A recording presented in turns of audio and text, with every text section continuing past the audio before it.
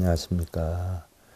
직지심체유절 직지심경 제41회차 서일본입니다. 지난 시간에 직지심경 제13 서천일조 가섭존자에서 가섭제자는 무슨 덕이 있기에 부처님께서 자리를 나눠주셨을까? 부처님께서는 대중들의 생각을 알고 말을 했지요. 가섭의 행위야말로 성인과 같다. 나는 사선에 선정을 닦아서 마음을 쉬어서 처음부터 끝까지 손실된 것이 없는데 가섭도 사선이 있고 또 선정의 뜻을 얻었다. 나는 크게 인자한 사람으로 일체를 사랑하는데 가섭의 인자함도 이와 같다. 나는 대자비로 중생을 제도하는데 가섭도 역시 그와 같다라고 했는데 이어서 정법의 길을 떠나게 된다는 가섭의 이야기인데 당시 부처님의 교단은 중림정사와 기원정사를 거점으로 해서 교세를 넓혀서 여러 사원을 거느리고 있었죠. 하지만 언제부터인가 수행자들은 나태해지기 시작을 했고 그 본분을 망각하는 경우가 나타났어요. 부처님께서 기원정사에 계실 때 가섭존자가 부처님께 여쭈었죠.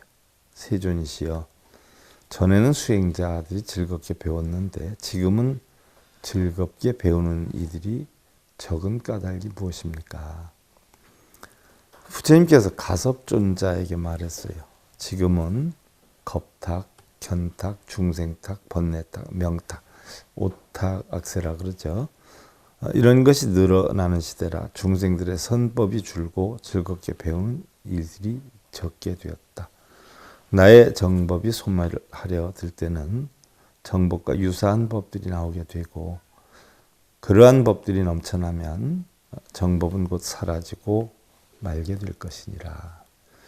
부처님은 이어서 정법이 사라지는 과정에는 수행자들이 훌륭한 스승을 공경하거나 소중하게 여기지 않고 또 자기 마음을 낮추어 공양하지 않고 법을 받들어 실천하지 않고 교단의 질서를 어지럽히며 수행에 힘쓰지 않고 마음을 다스리는 공부를 게을리하는 것 등 5가지 현상이 나타나느니라 하였다.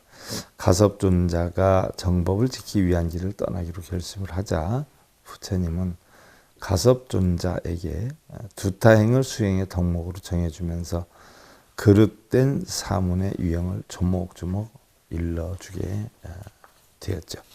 사문에는 크게 4종류가 있는데 첫째는 겉 모양만의 사문, 둘째는 남을 속이는 사문, 셋째는 명예와 명성을 구하는 사문, 넷째는 진실로 수행하는 사문이 있다라고 했는데 남을 속이는 사문들은 뭘 이루게 해준다라고 해서 절에다가 공양물을 바쳐라, 뭘 소원성취를 시켜주겠다. 이게 이런 법도 때문에 결국 거짓말하지 말아라라는 법도가 생기게 된 거죠. 자, 가섭존자가 부처님의 가르침을 되새기면서 사원의 실태를 살피던 어느 날 가섭존자는 한 젊은이에게 길을 묻게 되죠. 젊은이 혹시 이 부근에 절이 어디 있는지 아시는가? 그러자 절이요? 절이라면 다른 데 가서 물어보세요. 젊은이에 쏘아붙이는 말에 가섭존자는 마음이 걸렸죠.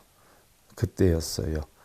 멀리서 걸어오던 한 여인이 가섭존자를 보고 발길을 돌리는가 하면 길에서 마주치는 대부분의 사람들이 법복을 입은 가섭을 보고는 슬금슬금 피하고 있었어요. 가섭존자가 어느덧 그 마을의 사원에 당도하자 아니나 다를까 마당에 깔린 돌부터 조경을 위한 나무까지 사원은 온갖 사치스러움으로 가득 차 있었죠. 가섭존자는 그 사원의 수행자들을 불러 모았어요. 부처님께서 사원을 허락하신 것은 수행을 위함이 아니었던가? 예, 그렇습니다만 사문은 사문의 법도가 있거늘 어떻게 부처님의 법을 팔아서 불자들의 고혈로 사원의 호화로움과 사리사욕을 채우고 있으니 이것은 부처님의 바른 가르침이 아니지 않는가 라고 했는데 자, 다음 시간에 이어서 살펴보기로 하고요. 직침 제우들 직침 경제 41회차 서일봉이었습니다. 행복으로 가는 증검다리에 서길봉 스님이 여러분들을 초대합니다. SIB 불교교육대학에서는 더 듣다, 생활 속의 천수경, 달마대사 성관법, 현대생활 불교 법요지, 불교학 개론, 성찰스님 백일 법문 등을 비롯한 다른 불법, 다른 진리, 서길봉 스님의 SIB 불교교육대